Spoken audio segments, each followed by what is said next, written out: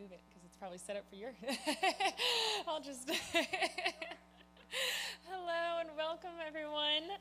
My name is Erica Barker. I'm the curatorial manager here at the Birthplace of Country Music Museum. My colleague Josh Littleton is running our tech for us tonight. And we are delighted to be hosting Celine Aubry tonight. She will be sharing the story of hat show print, letterpress printing, and music posters. But before we get started, I have a few housekeeping details. The restrooms are down that hallway and to the left if you need them. If you do need to leave the presentation early for any reason, please use the Moore Street door on this side. At the end of the show, the front doors have already been locked, so the exit is out the side door over there.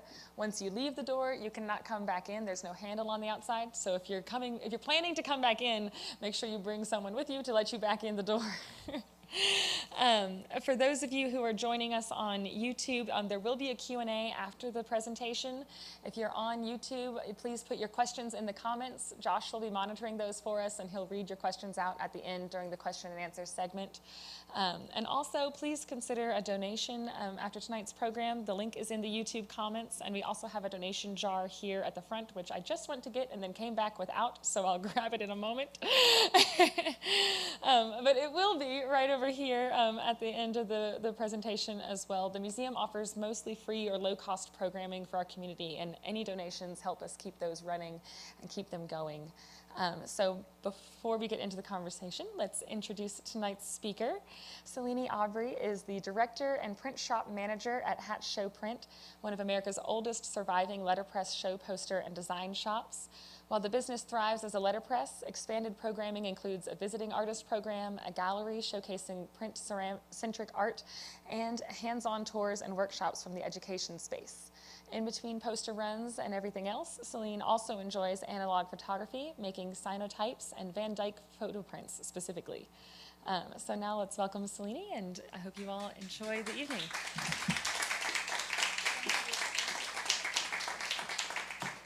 Hello. Okay, that's working.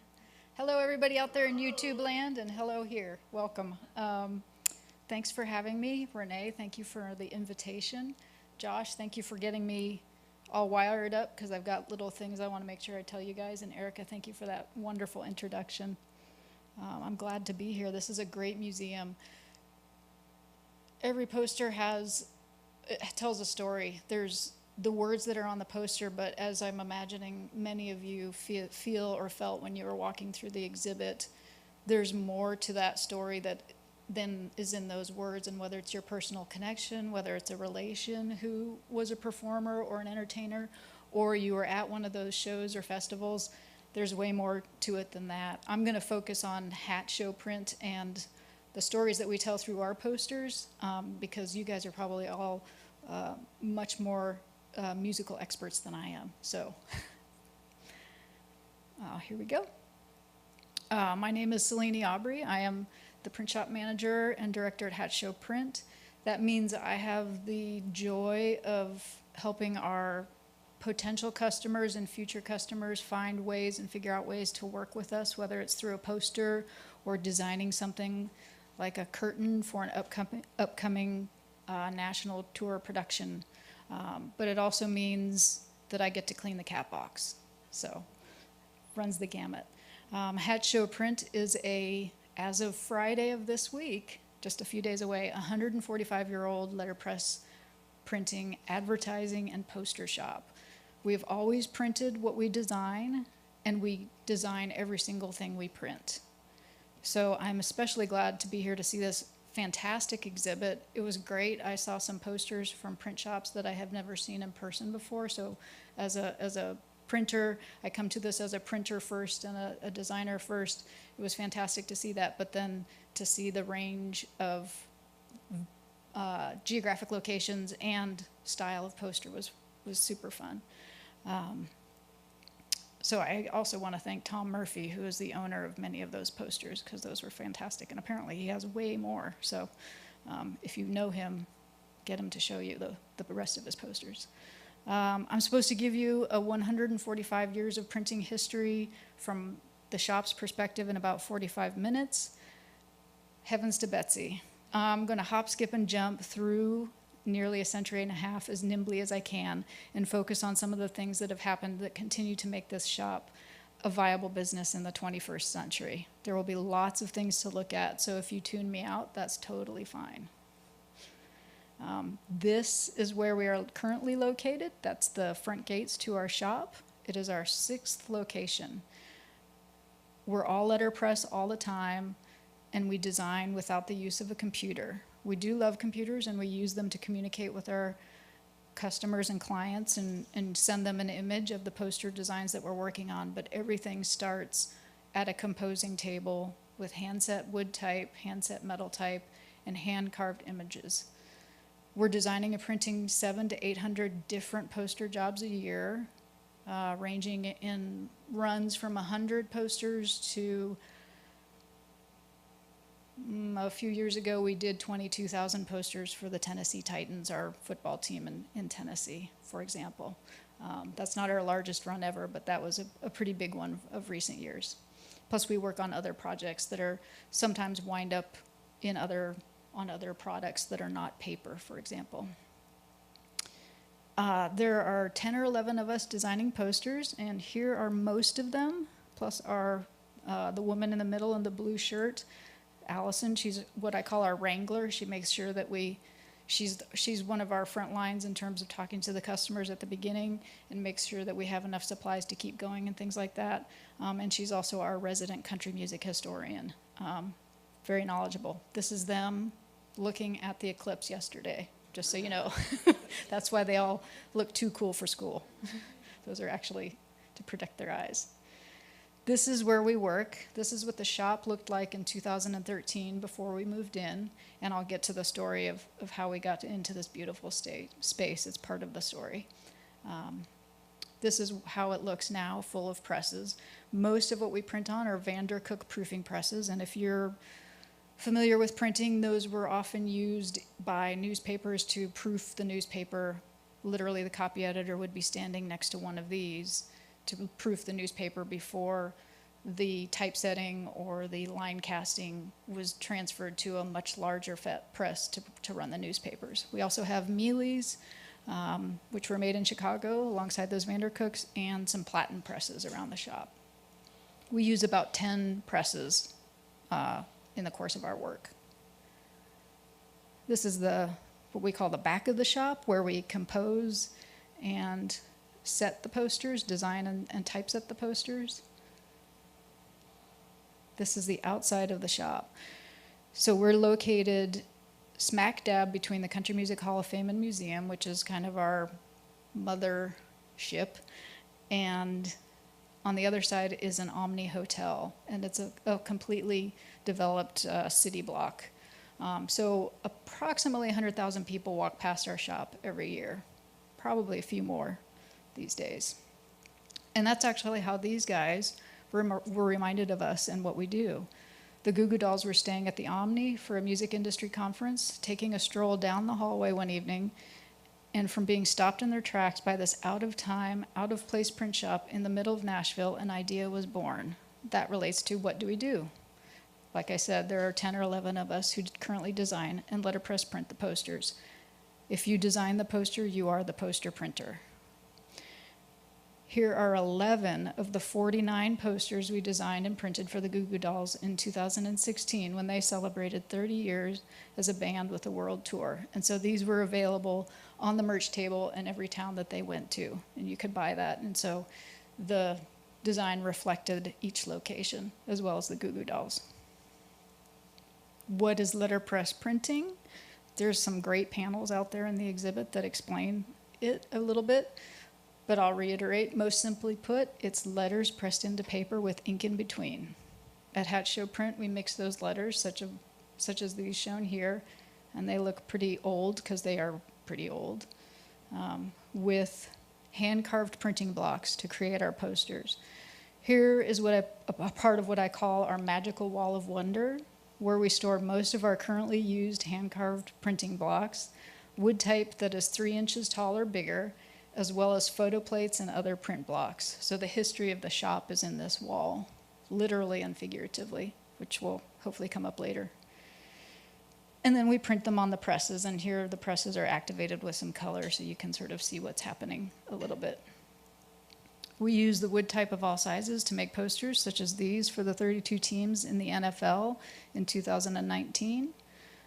You can see that we did also incorporate some of their team logos, and those can either be carved out of wood or linoleum or chemically burned into metal to make a printing plate, similarly to how photo plates of entertainers are made. So a lot of the images you might have seen in the exhibit are metal photo plates, and it's the same process.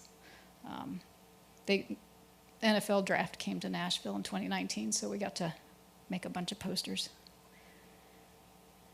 Other design work winds up in other places too, such as this book published by Taschen of Alfred Wertheimer's circa 1956 Elvis Presley photos that was published in 2013 and 14. Wertheimer was hired by, he was a stringer for CBS Records, so he basically followed Elvis Presley around New York City and then back to Tupelo when the summer in 1956, when he literally, I think, may have broken televisions with his hip gyrations and things like that. And that was, so there's, that book of photographs is pretty spectacular, but we got to do the chapter spreads for it.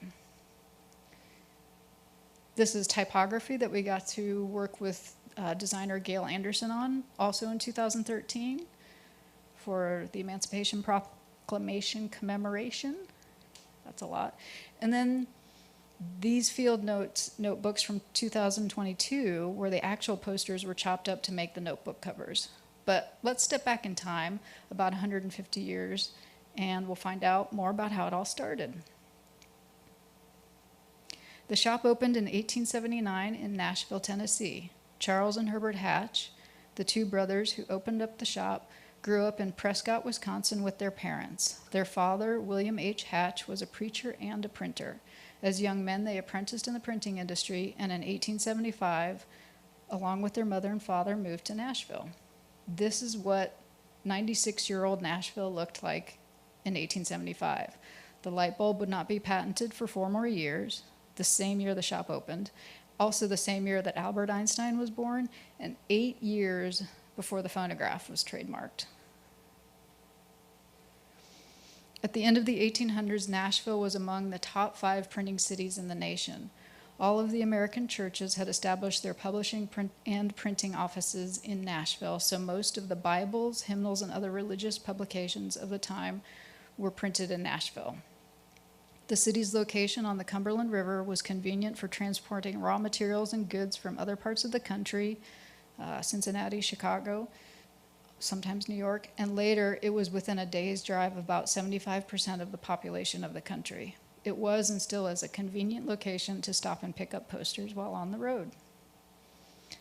Here's some ads from the first 20 or 30 years the shop was open. The middle one in the back is from 1897. They're already talking about being show printers, and they're also a location where theatrical people can stop in to see if there's a job available. On the left, the rush order printers is from 1917.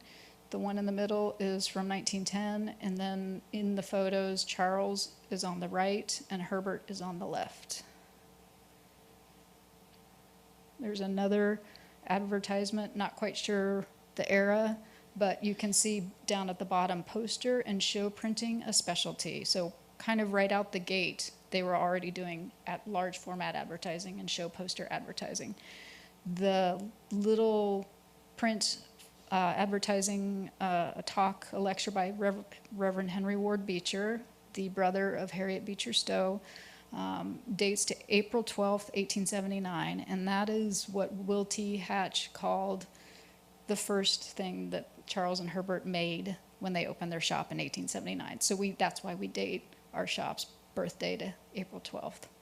In the Grand Opera House, which is where his lecture was taking place in Nashville, was just one of many grand opera houses in small towns across America at that time. We've since had multiple theaters with multiple different names. Remember the era. The light bulb was invented in 1879. Radio came about in 1920, The radios that you could purchase for your home were not available until around 1930. Electricity was new to cities and had not made its way out to the countryside to small towns across the country. Nashville at the turn of the 20th century was crisscrossed with wires for electricity, but the streets weren't even paved yet. And that's the city center, if you will. That's the courthouse in Nashville. What were Charles and Herbert and his staff printing? Unfortunately, we don't have many early examples of what the shop was producing, though we know from their ads they were definitely in the show poster business already. Way in the back of this photo from 1895 of the Ryman Auditorium, then called the Union Gospel Tabernacle, you can see the large letters that designated the seating areas. This was before they built the balcony, for any of you guys who've been there. So you can see those letters in the back. Those prints were made from what we call one sheet type. It's 25 inches wide by 38 inches tall. At the turn of the 20th century, the largest commercially produced sheet paper was about 30 by 40 inches. So the presses, the blocks, and those are cut in wood, basswood, long grain.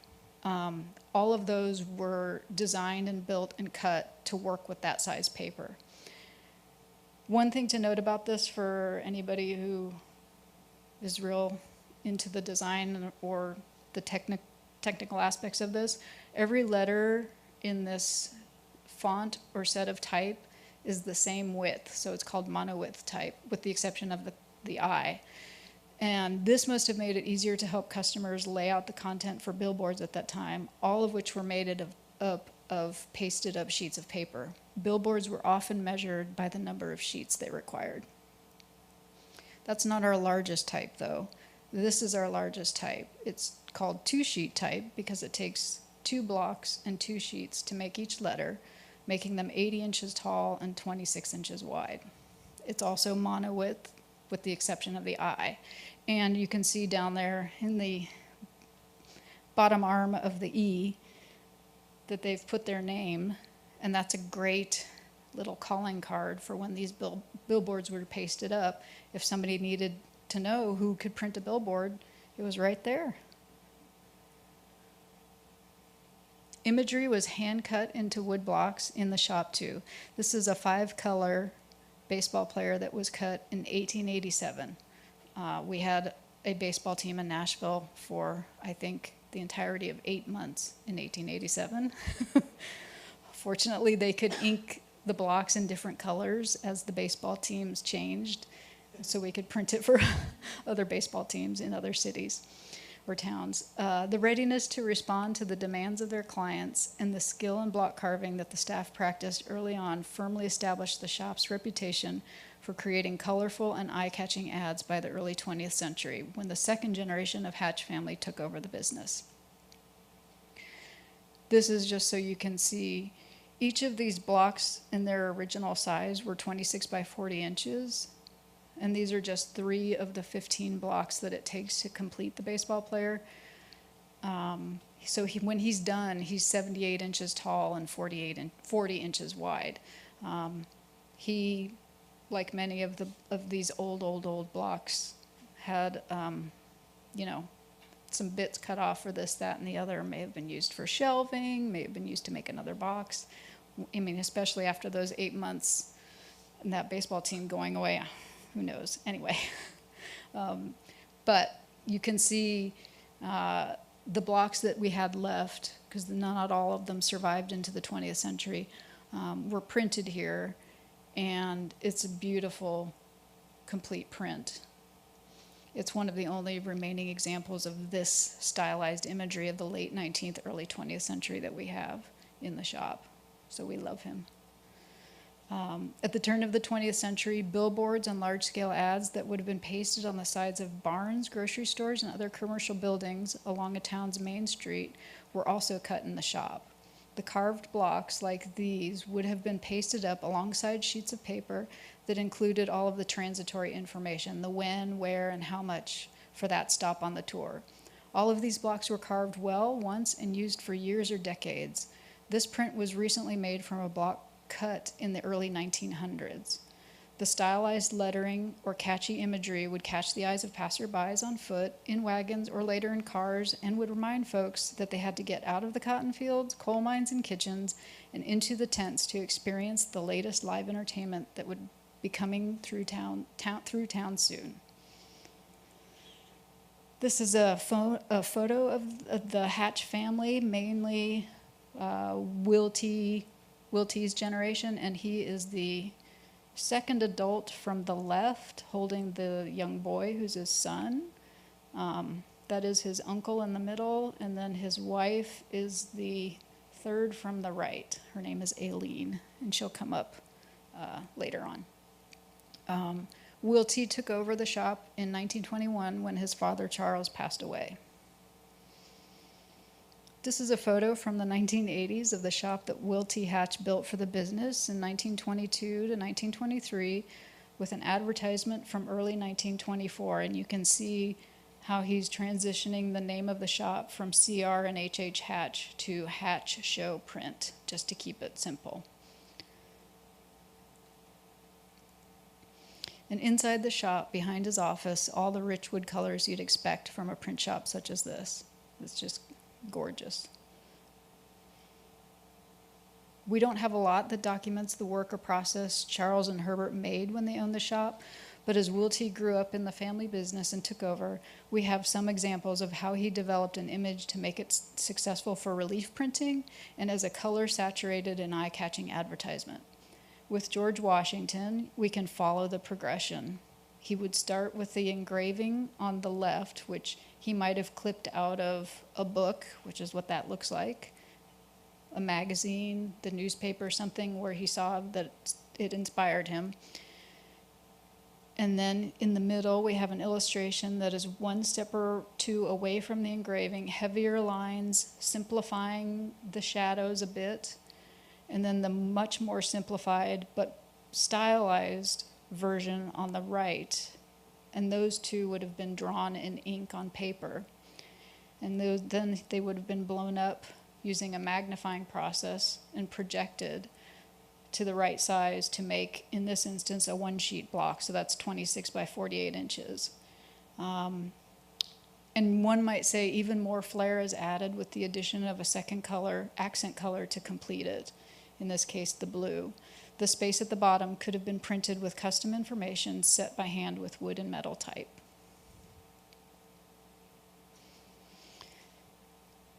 This is the brilliance of these ads that were covering the sides of buildings and barns in cities and towns throughout the country.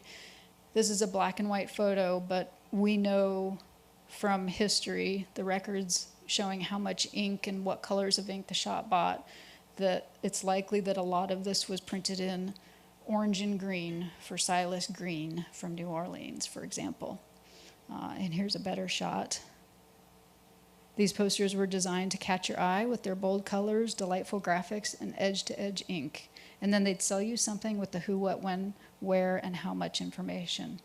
These two black and white photos were taken by Marion Wolcott for the Farm Bureau Administration in the 1930s, and this is from Belzoni, Mississippi. The business flourished, for these were the days when show business was get up and go business. Show posters created the excitement that sold the show. Bill Roy's Comedians in particular was fond of using the female form to get your attention. A year after Hatch Show Print opened on 4th Avenue, the Grand Ole Opry got its start as WSM Radio's barn dance and grew so popular that in 1943 it had to move into the Ryman Auditorium right across the street from the print shop. As the stars of the Grand Ole Opry became regular Saturday night visitors in homes in about 30 states across the country, Wiltie and his staff, called upon to produce advertising for the entertainers when they hit the road to visit cities as far away as Alaska, Minnesota, and out east, carved the faces of many of these entertainers in wood, simplifying their press kit photos to create a two-color image. All of the blocks were skillfully carved once so that they could be used for years. The detailed information specifying the dates, times, ticket prices, and opening acts was printed with hand-set wood and metal type and pasted up alongside these enduring images of country music's troubadours. And there you can see Roy Acuff in front of his own Roy Acuff 3-sheet. And I have a few more to share with you. Eddie Arnold, Curly Fox and Texas Ruby. That's a 3-sheet Bill Monroe on the left, so that's 78 inches tall and 40 inches wide. And then Minnie Pearl. And we have many, many more in the walls. The two earliest that I've found in the records were Uncle Dave Macon and DeFord Bailey. They started in the mid-30s, and most of these were 1939 to 1941, for those of you who like to date those things. And then this is circa the 1950s outside the Ryman Auditorium. There's some great newspaper clipping reprints in the exhibit, and there's another scene of the Ryman, and this is exactly, I mean, people stood in line for hours, and they would go in and just keep the seats filled, and if somebody got up and left, somebody else got to go in and sit in their seat. And they did two runs, like 2 sets, I guess you could say, a night. So they tried to get as many people in as they possibly could. And that's Hatch in the little window box there. I should say, the Grand Ole Opry didn't pay for the advertising for the entertainers. They had to pay for their own advertising. The trade-off was that the entertainers got to tour under the banner of the Grand Ole Opry, which was a great foot in the door when they were setting up their tours or advertising. And that's why that relationship carries through into most of our posters. More examples of the handiness of Will T. and his staff with the carving tools, converting photos, again, black and white photos, into 2-color printing plates made of wood. These were done in 1932 for the presidential election, and you can see the top of Mr. Hoover's head is missing. That's because after the election, they looked at those beautiful big blocks of wood, thinking it's going to be 4 more years before there's another election. Is Mr. Hoover even going to run? We don't know. Is Mr. Roosevelt even going to run? We don't know. So they chopped them up, made them into shelving.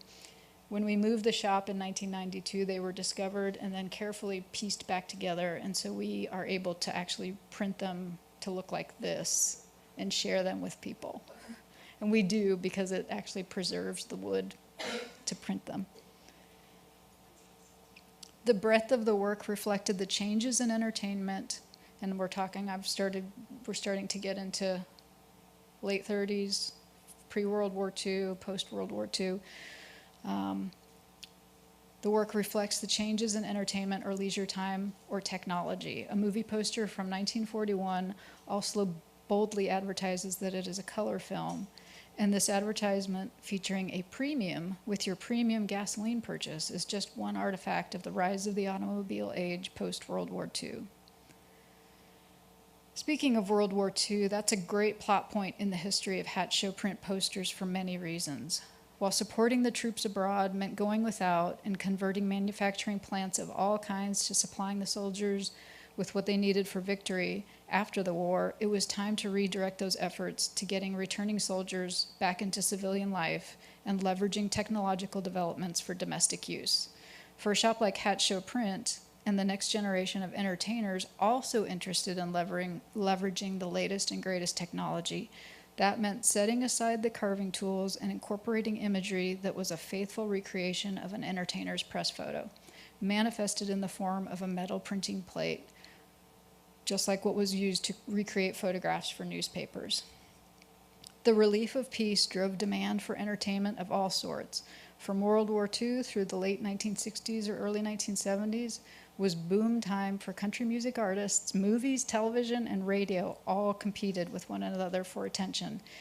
And more local gatherings like fairs and circuses weren't going to be left out of the fun. That meant more posters that needed to be shipped and pasted up or posted up across the country.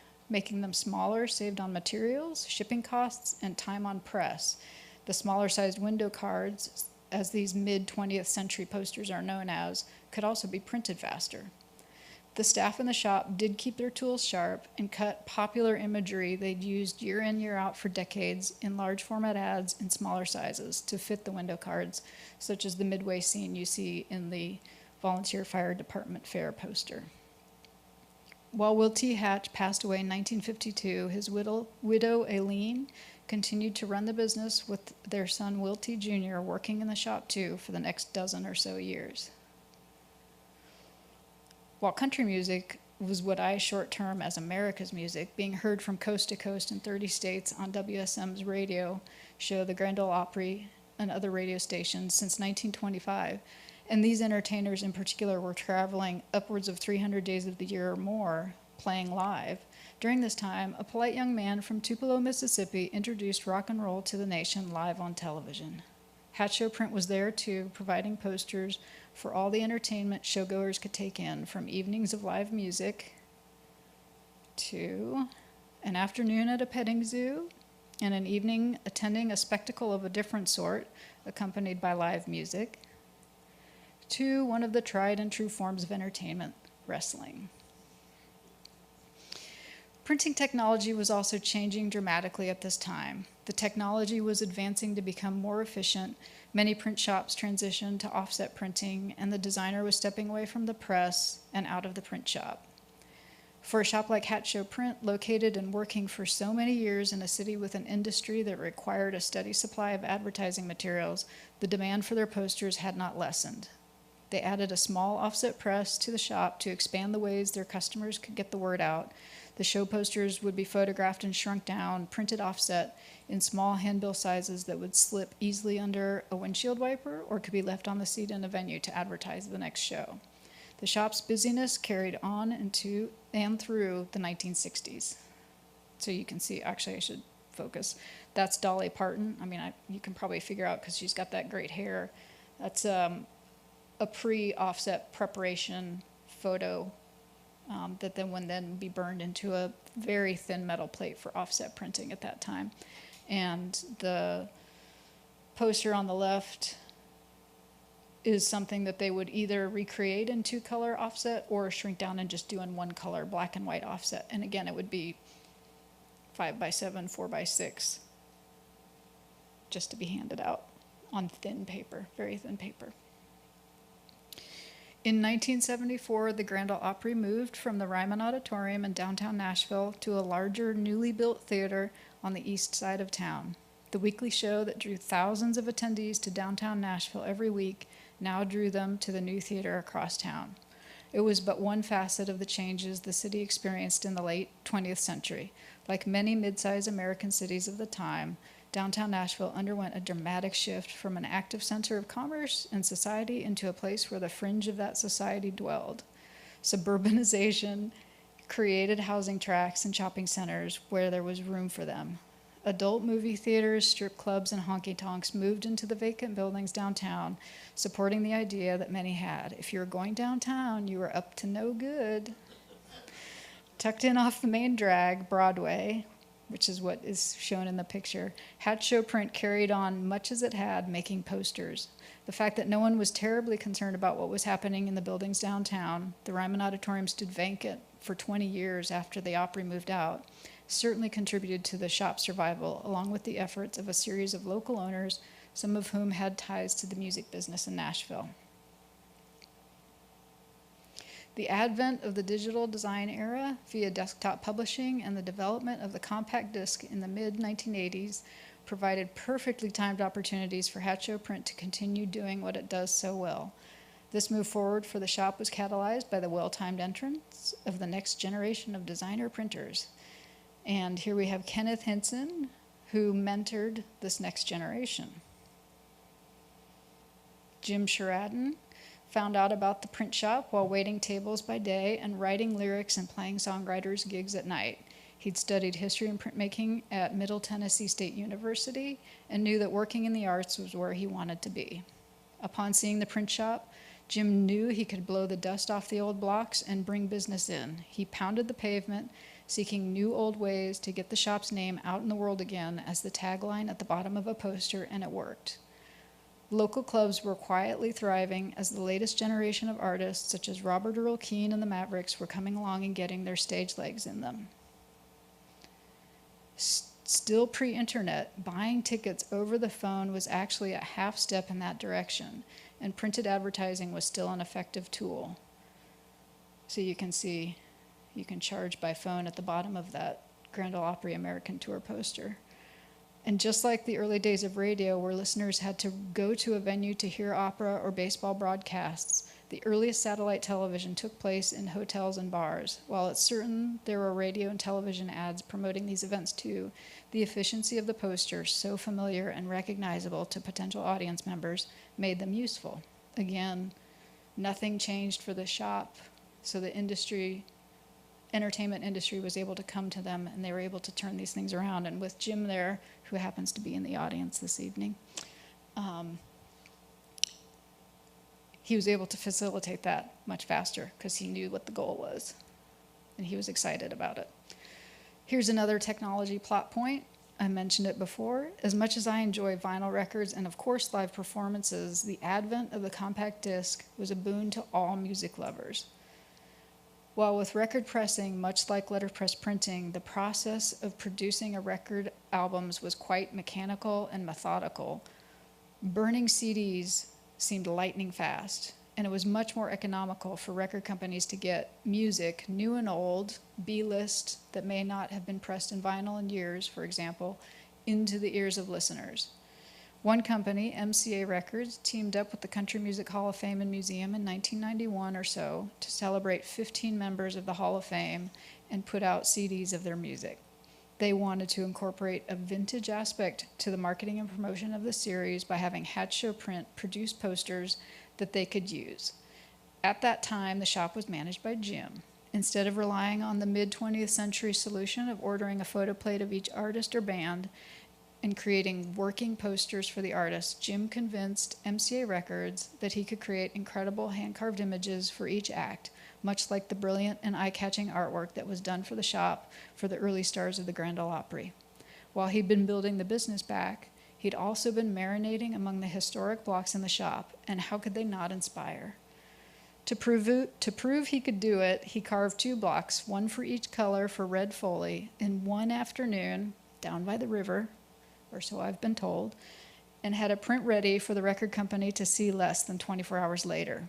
The label was delighted, the remaining 14 artists were committed to linoleum, and the prints used as special gifts and premiums for the release of the CDs were also photographed in the shop to create the packaging for the long boxes and liner notes.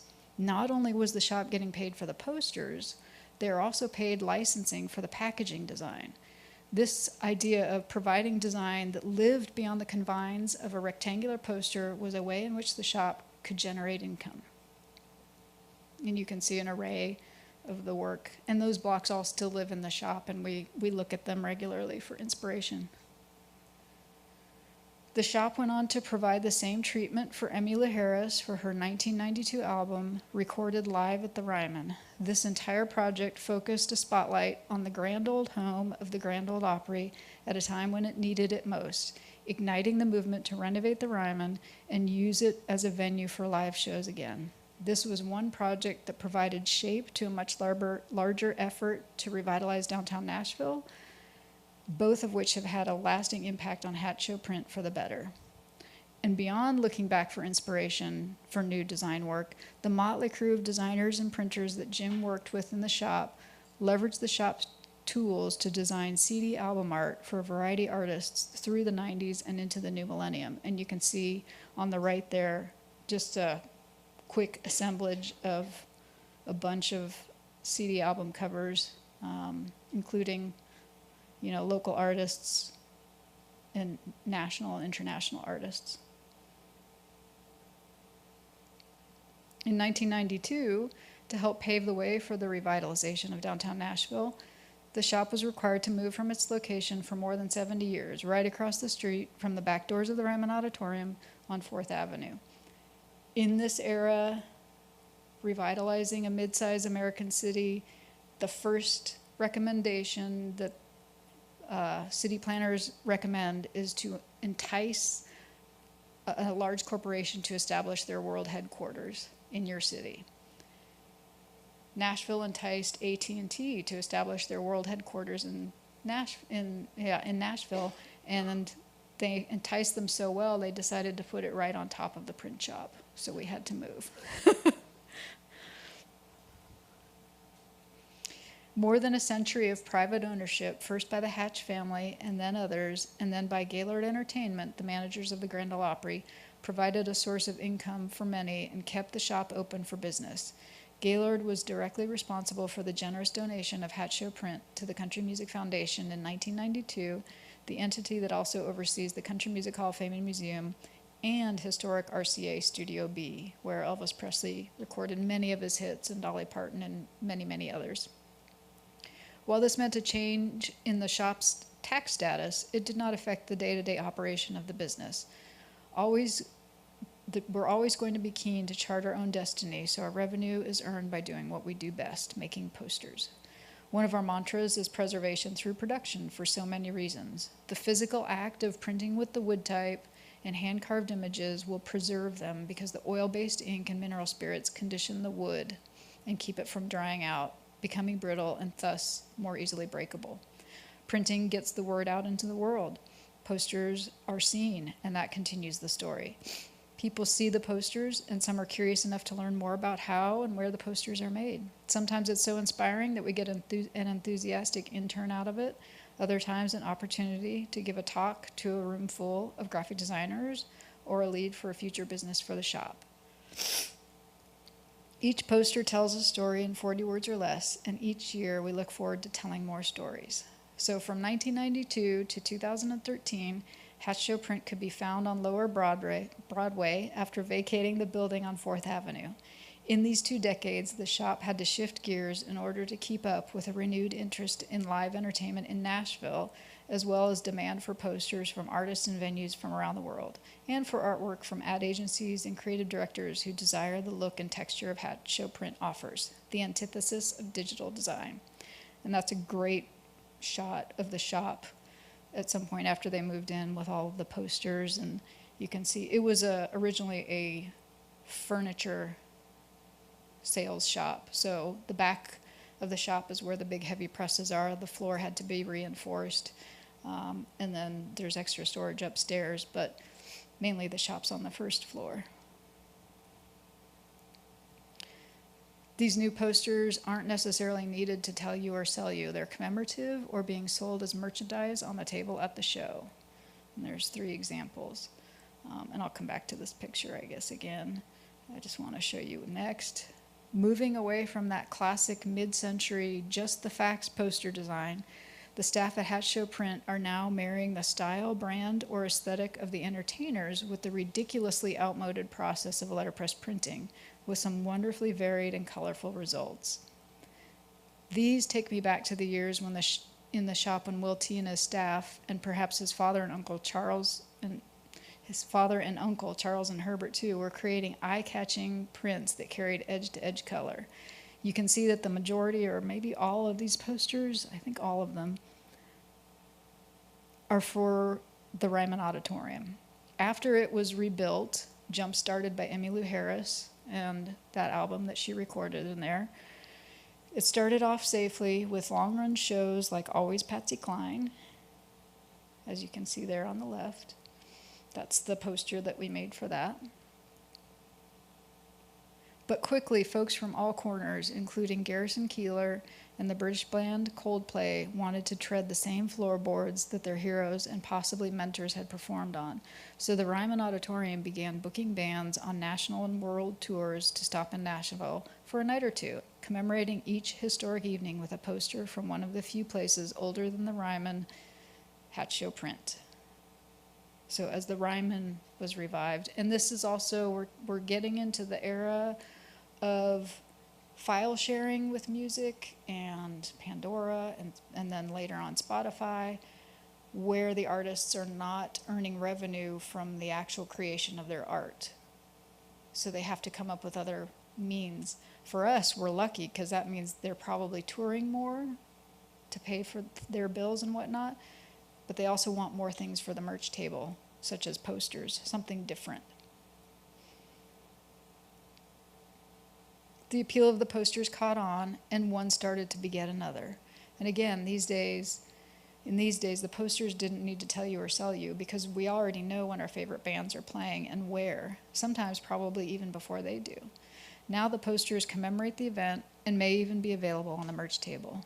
Paul McCartney needs no more memorabilia. But this was his first ever visit to Nashville in 2010. The Beatles never visited Nashville. Not sure why. And that same year, Ringo Starr played the Ryman.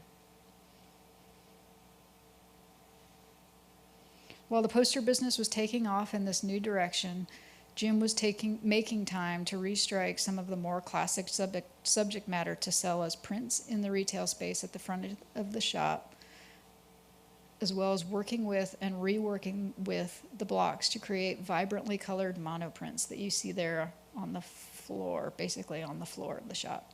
As you can see, the shop was growing out of its home on Broadway, and that timed perfectly with the next chapter of Hat Show Print. Today, the shop resides at 224 Representative John Lewis Way South in 4 different spaces designed and built to suit the demands and mission of a shop offering letterpress design and printing with so much history behind it. The entire city block that once held the Country Music Hall of Fame and Museum and its parking lot has been fully developed to include more exhibit and archive and event space for the museum, a live music venue, and multiple spaces for shopping and dining, plus an 800-room hotel. This complex resides across the street from the Music City Convention Center that opened in 2013. This progress in building is a continuation of what the city embarked upon in the late 20th century to revitalize downtown Nashville. And our convention center was built to compete with Javits Center in New York and McCormick Place in Chicago, so it's very, very big. This is the magical wall of wonder, as I like to call it, in transition from Broadway to John Lewis Way in 2013. The presses paused for just 5 days during the move, so we were building posters, as you can see the staff working in the foreground, while moving, to get inky as soon as we could in the new shop. This is our gift shop, which is expanded the footprint by 16-fold from what we had in the shop on Broadway. And here's our gallery right on John Lewis Way, where art of all kinds is on display, including art made by Jim and the staff, as well as visiting artists and designers we invite into the print shop to make work with the collection. Meanwhile, we continued to keep making posters because we keep being asked to make posters. And here are a few shots of the process, including the fuel there, a crushed up tab, Coca-Cola, with the glass. We're civilized enough to put it in a glass. This is one of our former employees keeping us motivated. This is Mao. She's now, unfortunately, chasing mice in the sky, but she was quite the little dictator. We spend 30% of our time cleaning up, putting away, and whatnot to prepare to make the next poster. So that's an inky form, as we say, with some ink knives and some very dirty cleaning rags. We're finding new ways to celebrate our historic restrikes. These 2 blocks show off the first 2 generations of the shop's history. A block carved in Charles and Herbert's time is on the right, with a circa early 1920s refreshed version by Will T. Hatch on the left. And then we added the handset type, which is in the different color. We continued to make posters. There's some recent posters. Those are from 2019, I think. We have 6 internship sessions a year where we're teaching students and colleagues the Hat Show Print process. In 2018, Jim Sheridan took off from the dailiness of working in our building to printmaking full-time, and now he and his work tour the world for shows and lectures. And you can see we celebrated him. We made him a Pope hat. And he still provides us with ever more and wildly colorful and original work to exhibit in the gallery. Sometimes he sneaks into the print shop, as you can see on the right, to build up his stock of supplies. And his work is going up in the gallery alongside the work of visiting artists as part of a program we started in 2015. This is Judith Poirier, a type designer and experimental filmmaker from Canada who spent time with us in 2017. And then this is Carlos Hernandez from Houston, Texas, who is a designer and gig poster artist. And he has spent time with us in 2019 and also this year, so he'll have a show coming up in September and October in the gallery. In addition to the daily Hatch Show Print history tours that we offer more hands-on experiences like block parties where folks are sign up to come in and work with the hand-carved printing blocks and print on paper and fabric such as t-shirts or tote bags. And we also offer specialized educational programs for kids of all ages. We also do a number of community outreach programs in the Davidson County area. And we still make posters. We're working with entertainers we've worked with for decades, celebrating milestones, even when it's not printed by us. The image on the left shows a centerfold from the Tennessean in 2019 when they celebrated the class of 1989, for example. 2019 was the year the shop also turned 140, so we put out a book focused on the posters of country music. And we have a bit of a party to celebrate with some fellow history fans and printers. And there we have set up wood blocks that we were hand inking, but then steamroller printing on fabric on the street outside the gallery that summer. We're trying some new stuff out on the left, some of that newfangled 3D printing. Devin's wearing 3D glasses to make sure he gets it right. And on the right, we did do a little bit of government work. Ding, ding. Nowadays, we try all sorts of methods to get the ink on the paper, including mounting things type high that we think can print. We've mounted 381 pennies to print the cover of an Excel spreadsheet book for a customer. And then the not happy and happy faces are foam stickers that we got at the dollar store to make polka dots on a poster for, I think the first one we did it for was Buddy Guy. Celebrities are visiting the shop all the time.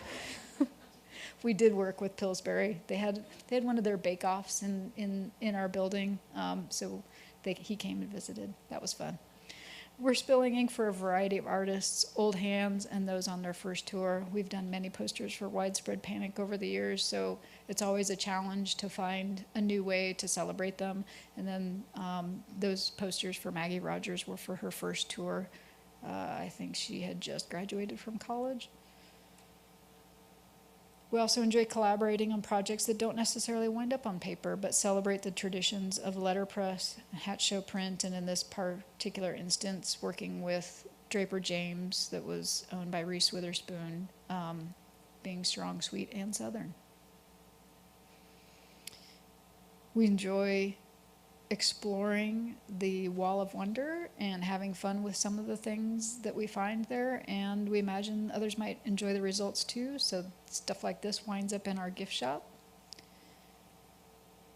And now I'm gonna roll you through some delights for the eyes. These are posters from last year and this year.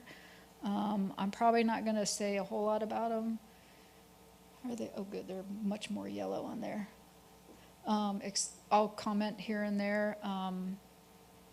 We love that Steven Sanchez, who is a contemporary pop-ish artist, wanted classic-looking posters. So those might look very familiar to some of the posters you just saw in the museum galleries here. That was intentional. He did 2 nights, so we had to cross out the tonight only on the second poster. But he got a kick out of it. And he did get a traditional photo plate made exactly the same way as it used to be, except now we don't have to use a physical printed press kit photo. We just get a nice digital image and make sure that it's good for our plate maker. And then they'll tell us if it's not, and we will digitally fix it if we need to. He's always at the top of our list. We're happy to continue to celebrate him. And then just again, Old Crow down there on the lower left. We've done gazillions of posters for them. They always close the Ryman's year. They have for as long as I've been working for Hatch Show Print, since 2012. And they wanted something super classical, so we went with that. But you can see, you know, there's Shaky Graves, who's up and coming Americana / country, and then right next to Reba doing sort of a book reading / interaction, and then Jonas Brothers on the right. The Shipyard Music Festival in Missouri, Wilco, we've done a ton of posters for them. Elton John on his final tour. In the last 3 years, we've done more posters for Bobby Bones than I think anybody. He's a part comedian, part singer, but he has these shows where he brings up, they're sort of like the old package shows where everybody comes up and sings a song or two. So he's got an action-packed list of guest artists. It's super fun. Comedian Bill Burr, comedian Weird Al Yankovic, but Garth Brooks, Brad Paisley, Olivia Rodrigo, Gibson Garage.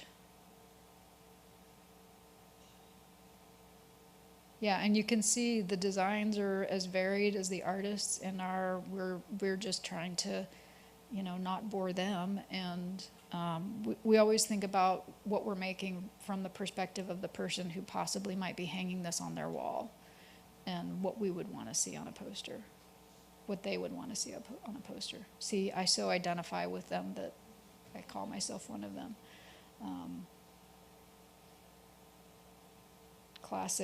A classic split fountain for the Temptations and the Four Tops. Horizontal posters, sports posters, because we have fans of sports who also like posters. Nickel Creek, Revival After 10 Years, and then another classic for Bill Anderson when he had a sort of an all-star Grand Ole Opry lineup at the Country Music Hall of Fame and Museum. The Gamut. That's almost all of those could be considered country music. It's fascinating. And then not. A little bit of everything.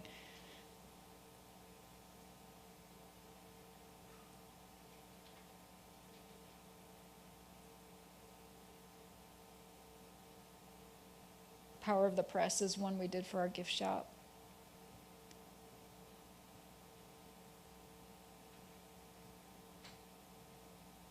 And then, surprise, we did one to celebrate the 10th birthday of the birthplace of country music here in Nashville, and I have a real one. It's going to always look way better in person.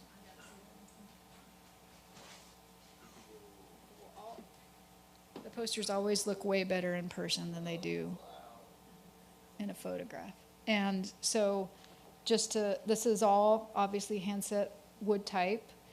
And then Sarah, who designed this poster, she was one of the ones viewing the eclipse, hand cut the building in linoleum to print on the poster. And so we have that block, and just like every other block in our collection, that'll live in our collection. And then if y'all want to order more posters down the road, we can put that back on there. We can put it on there in a different color, in a different location, something like that. So then I conclude with vote.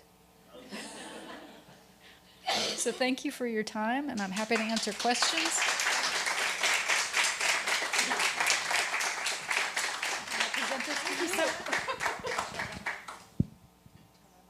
Am I on? Oh, there, it's on. It's on. Thank you so much. And this poster looks amazing. We are going to be selling these in the gift shop after the presentation tonight. So if you would like a poster of your own to go home with you, they will be available just right outside. We will do questions now if anyone has any questions from the audience.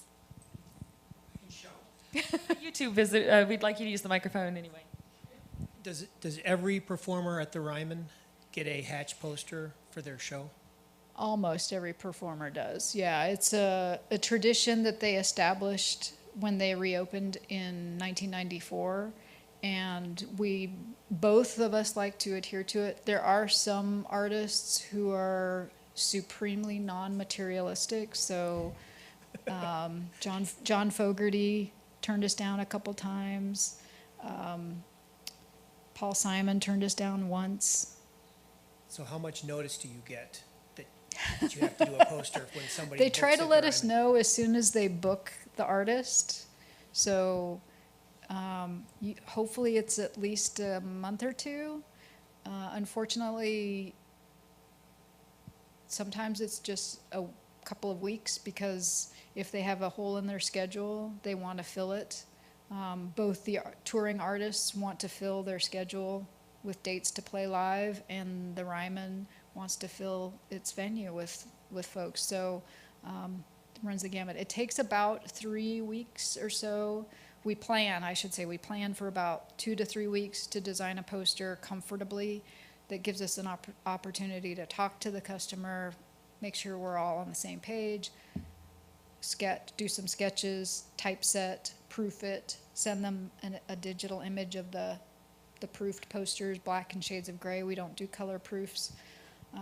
And then if there need to be small changes made or something like that. Or sometimes what's happened is an artist, and this has happened 3 or 4 times in the last 12 months with the Ryman specifically, there are artists who like to kick off their tours at a place like the Ryman, even though they're going to go on to fill stadiums like One Republic and Need to Breathe last year, the year before. One Republic was releasing a new album. They started their tour at the Ryman Auditorium, and then they had to move it to the Opry House actually across town because they had sold so many tickets. But they started it in that small of a venue because they wanted to start someplace historic and celebrate with the people who could get there. And so the look of the poster had to adjust to what they were how they were presenting themselves on that tour based on their new album, style of music. It can change. Casey Musgraves is a great example. Her most recent album is a departure for her, so she had a whole new look that she wanted us to work with, and we did. Any other questions? To create the hand-carved, early on it seemed like some of what originally would have been text were simply carved in the woods, and you mentioned you have those blocks still. Why did they choose to carve the text rather than set the text? Well, for somebody like Molly Bailey, which is the example that I showed, Molly Bailey and her family shows, they were a long-standing client. Silas Green, Rabbitfoot Minstrels, for any of our long-standing clients, if that was the style that the client wanted, and they just wanted all of that information in a block, it was easy for the Charles and Herbert and their staff to cut those with the fancy lettering, the more fantastic lettering, and keep printing that. And so they could print, it's sort of like any of those that were permanent, sort of, you call them permanent, and that's the way I think of them. They could print thousands of those. And then when Molly knew what the next leg of her tour was going to be and what cities she was going to be in and the times and dates of the shows, she could send a telegraph or send a letter to the shop and say, okay, I need 150 that advertise these cities and these dates, and can you put them on the train and get them to Tuscaloosa, Alabama, or something like that. So they could pull those one sheets that were already carved and then just hand set the changing information and print those on a separate sheet so they could get pasted up together. But some artists, Bessie Smith always wanted her image on a poster. So she was constantly sending her press kit photo to Mr. Hatch to update her posters. Earl Scruggs, or maybe Earl Scruggs' wife, we're not totally sure, enjoyed that he would get a refreshed press kit photo every 6 months. So we would have to redo his photo plate every 6 months when we were making posters for him after he split from Lester Flatt. Things we don't talk about. That was Molly Bailey, that's how she liked her posters. It was efficient and it was eye-catching at that time. It's really, I don't know if we could ever do it. It seems like it would be a really cool virtual reality experience if we could all experience the lack of visual noise that they had at the turn of the 20th century and the lack of media saturation. So these prints that you see, like, it seems kind of simple to you perhaps because it's just letters and there's no images like the baseball player, but at that point in time it was probably like, whoa, you know, it really grabbed them because they were printed in bright colors, bold. That's why I said that they used orange and green for Silas Green in the 30s and probably before, because Silas Green was a customer from 1904 or so into the 60s. It just would grab your attention in this otherwise sort of gray or drab, you know, normal environment. And so the lettering was probably pretty fantastic too. I mean, I kind of look at the Molly Bailey and some of the other lettering and it looks a little, it's very sharp and, you know, it grabs my attention. So it made it easy for them to print that static information and then leave the transient information for later. And then even later in the mid-20th century when they were doing the small window cards, like these cards out here in the exhibit, they did the same thing. Like they knew they were going to do bazillions of posters for somebody like Roy Acuff or bazillions of posters for somebody like Bill Monroe. So they would print all of the information they knew. Bill Monroe, his face, anybody who was on that tour, and then they would leave room for the dates and the venues. And then those would, you know, they'd print like 2,500 of those, and then they would add the date and the venue as they were ordered by Bill Monroe or his manager or something like that. Yeah. Yeah, exactly. Do we have any questions from online, Josh? Yeah, one person wanted to know if Hatch had government contract during the World Wars. Oh, that's a good question.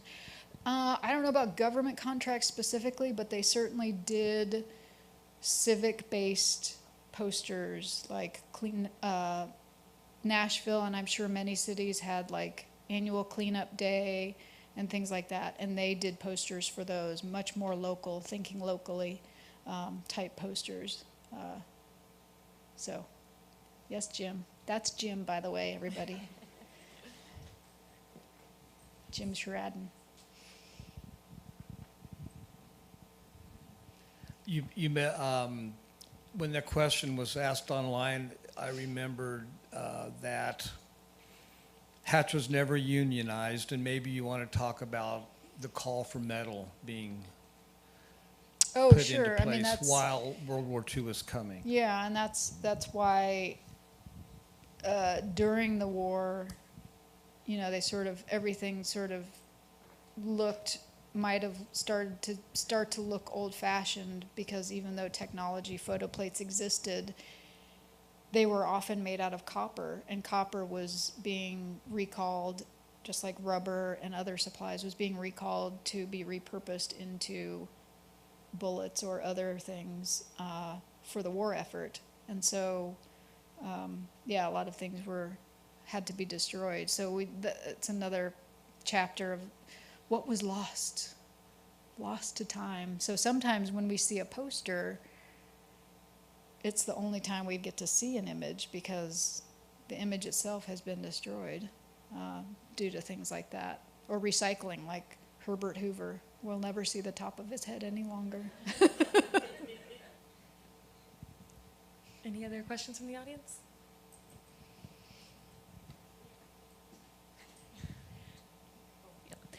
I have a question about the fonts. Yes. Because when you're in your computer and you're working on your document and you can choose a million different fonts, are there very specific fonts that are only used for letterpress, and what are those fonts called? Oh my goodness.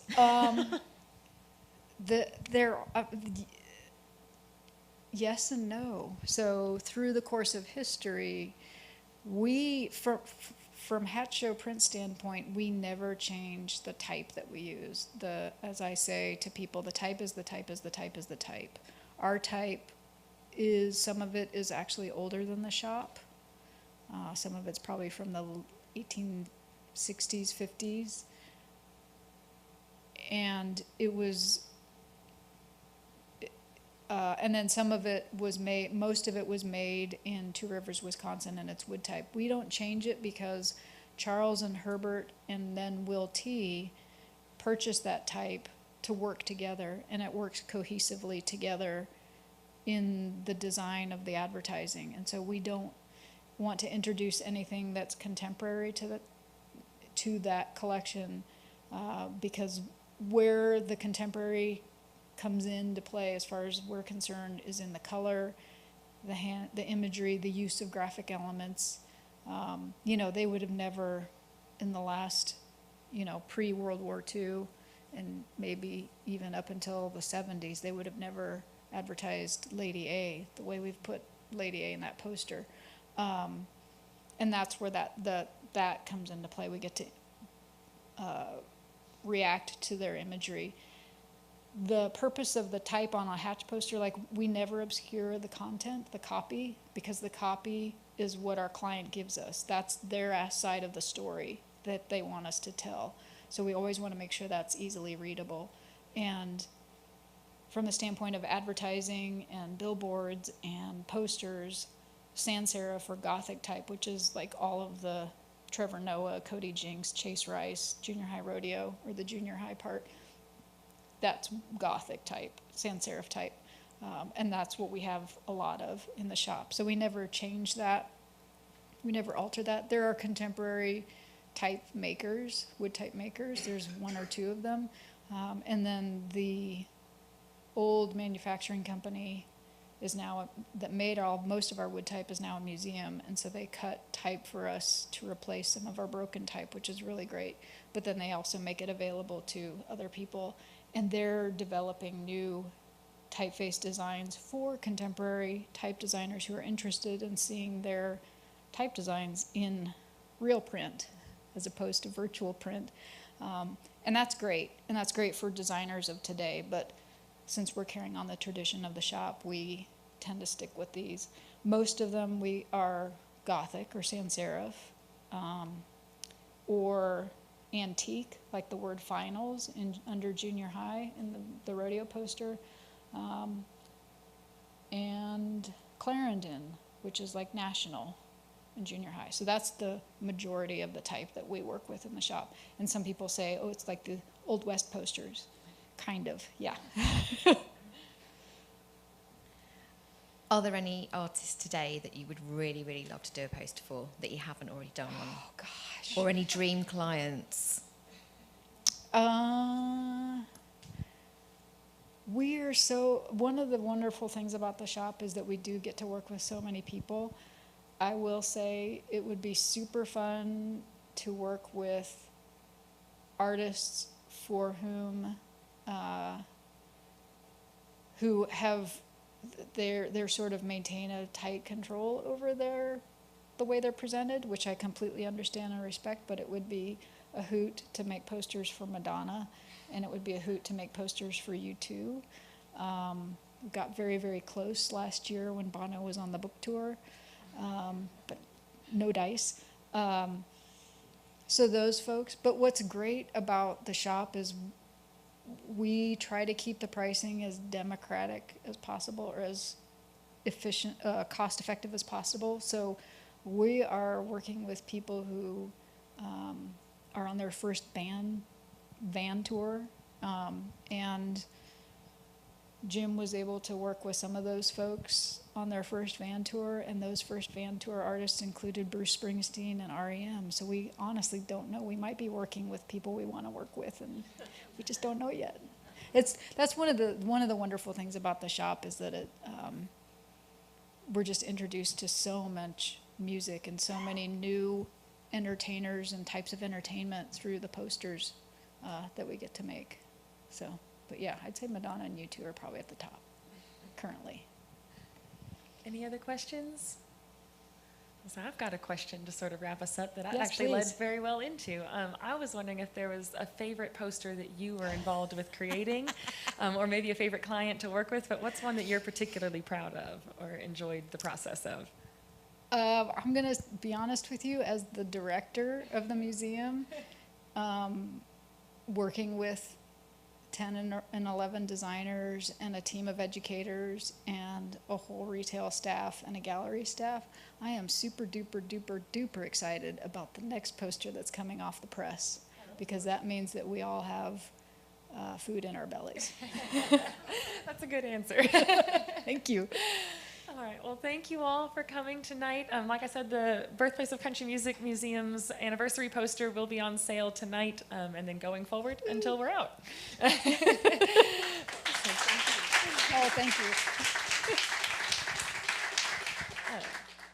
I do have a couple of things before you all head out. We've got a couple of upcoming events here at the Birthplace of Country Music Museum. Our next speaker session will be on May 14th, and that will be with Dave Egger and Lynn Cook talking about Composing a Champion, which is a collaboration between Dave's musicianship and Lynn's kickboxing background to build performance confidence in person at the museum. And you can see that here in the Performance Theater or via YouTube with our YouTube watchers today. We also have on display right now the Cardboard History of Blue Ridge Music, which if you didn't get a chance to check that out before the presentation tonight, be sure to come back tomorrow and see it. It'll be on display through July 21st. Then we have this Saturday, April 13th, from 2 to 5 is our Country Jam. That is a community jam led by Ella Patrick, who's actually in the audience with us today. So come on down and jam with her. It's free. Stop on by. You can stay the whole time. You can come and go. Then we also have on Saturday, April 20th, is our Green Team's plogging event at Machiavelli's. Plogging is an exercise that also cleans up our environment. So you'll be doing a 5K walk or run and picking up trash while you're on your walk or run. And there will be giveaways for the person who collects the most trash by weight. You can get tickets to Rhythm and Roots. It's also a recruitment event for our Green Team at the festival. So be sure to come check that out and support them. They help keep us all clean on Rhythm and Roots weekend. And also on Saturday, April 20th, that evening, we are doing our next Community Square Dance, which is a partnership with the Bristol Ballet. The dance will be held at the Bristol Ballet's location, and that is free to attend as well. We'll start at 6:30 with instructions in the dance steps, and then the dance itself kicks off at 7. So you don't have to know what you're doing ahead of time. You can come on down and we'll show you. No partners or experience required, but we do recommend sturdy shoes. Thank you all again for coming, and we'll see you next time.